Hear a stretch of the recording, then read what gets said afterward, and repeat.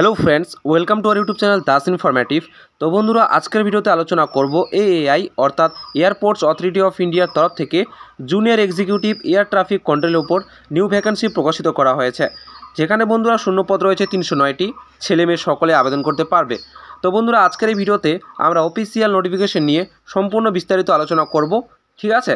যেখানে শিক্ষাগত যোগ্যতা কী থাকবে, বয়সসীমা কী থাকবে, কবে থেকে আবেদন শুরু হবে, কবে লাস্ট ডেট রয়েছে, অ্যাপ্লিকেশন ফি কত লাগবে, স্যালারি কী হিসেবে দেওয়া হবে এবং সিলেকশন প্রসেস কী থাকবে। তো এই সমস্ত ইনফরমেশন নিয়ে আজকের ভিডিওতে আমরা আলোচনা করব। তো অবশ্যই তোমরা ভিডিওটিকে শেষ পর্যন্ত দেখো, চ্যানেলে প্রথমবার হলে সাবস্ক্রাইব করে পাশে থেকো এবং অবশ্যই তোমাদের বন্ধুদের সাথেও শেয়ার করে দিও।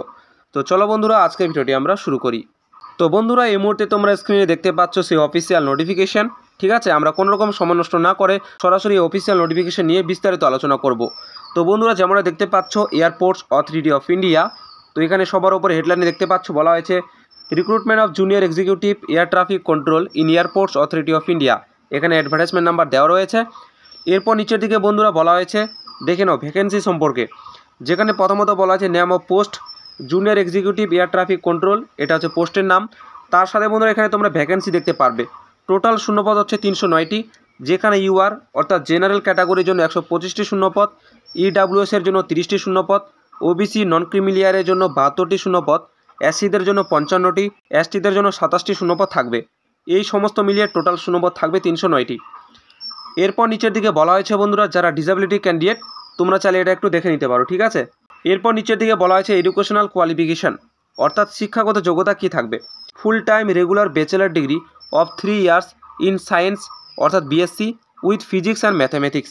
তো বন্ধুরা এখানে বলে দিয়েছে যে full time regular bachelor degree complete থাকতে হবে, ঠিক আছে, যেটা 3 বছরে হয়ে থাকে বিএসসিতে, এবং এর সাথে বন্ধুরা ফিজিক্স এবং ম্যাথামেটিক্স কিন্তু সাবজেক্ট থাকতে হবে, ঠিক আছে।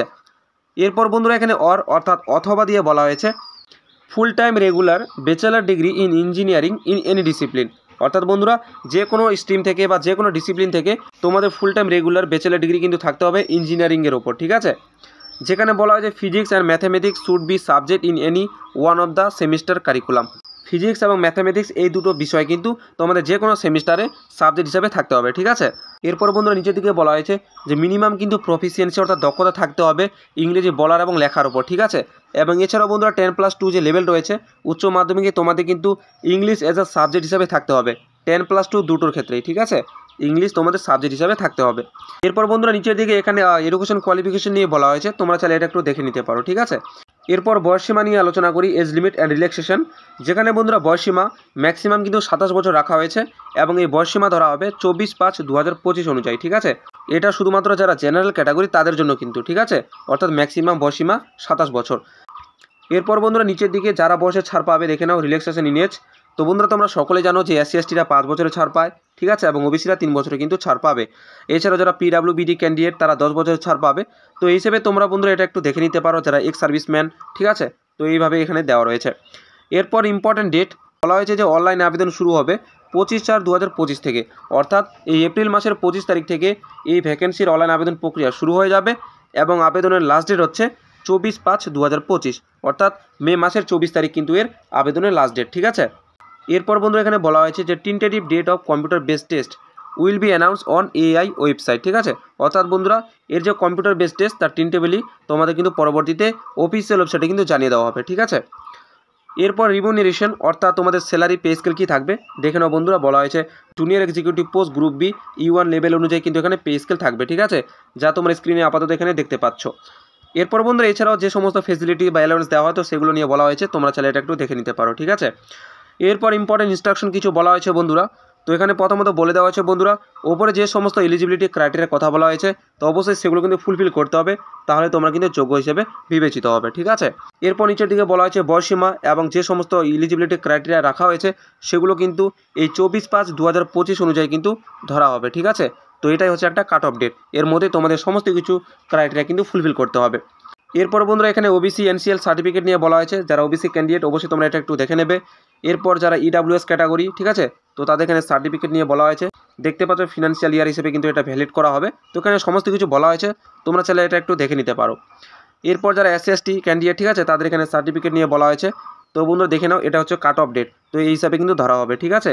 এর মধ্যেই তোমাদের কমপ্লিট থাকতে হবে ইস্যু করা সার্টিফিকেট। এরপর যারা ডিসেবিলিটি ক্যান্ডিডেট তাদের নিয়েও এখানে বলা হয়েছে। তারপর নিচের দিকে চলে আসি বন্ধুরা। এরপর বন্ধুরা এখানে সিলেকশন প্রসেস নিয়ে বলা হয়েছে। তো প্রথমত বন্ধুরা বলা হয়েছে যে কম্পিউটার বেস টেস্ট নেওয়া হবে। তো যে সমস্ত ক্যান্ডিডেটরা এলিজিবল থাকবে তাদেরকে এখানে কম্পিউটার বেস টেস্টের জন্য ডাকা হবে, তাদের জন্য কিন্তু এডমিট কার্ড প্রকাশ করা হবে।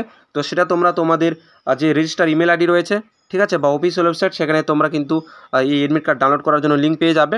এবং অবশ্যই বন্ধুরা তোমাদের সমস্ত ফোল্ডার যে রয়েছে ইমেলের, সেগুলো তোমরা চেক করতে পারো তোমাদের এডমিট কার্ড ডাউনলোড করার জন্য, ঠিক আছে। তো এই জন্য বন্ধুরা তোমাদের রেগুলারলি কিন্তু ওয়েবসাইট ভিজিট করার জন্য এখানে বলা হয়েছে।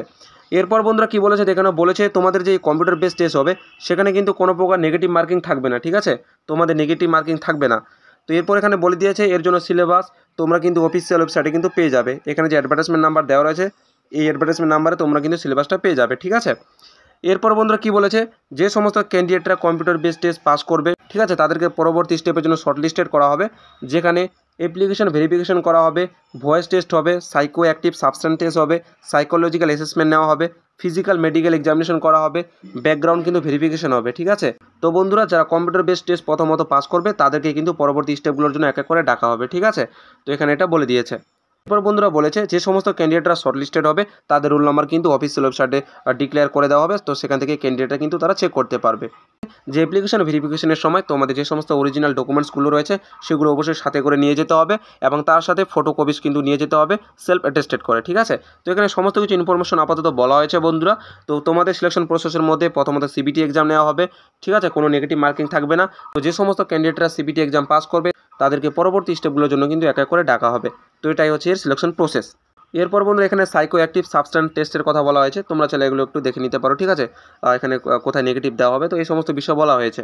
ফাইনাল মেরিট লিস্ট নিয়ে বলা হয়েছে। তো বন্ধুরা এখানে সিবিটি তারপর যে সমস্ত পরবর্তী স্টেপগুলো রয়েছে সেগুলো মিলিয়ে কিন্তু তোমাদের ফাইনাল মেরিট লিস্ট তৈরি করা হবে, ঠিক আছে। তো এগুলো এখানে বলে দেওয়া হয়েছে, তেমন আর বিশেষ কিছু নেই। তোমরা অফিসিয়াল ওয়েবসাইটে কিন্তু এই নোটিফিকেশনটা পেয়ে যাবে, সেখান থেকে ওইগুলো এক এক করে চেক করে নিতে পারো, ঠিক আছে।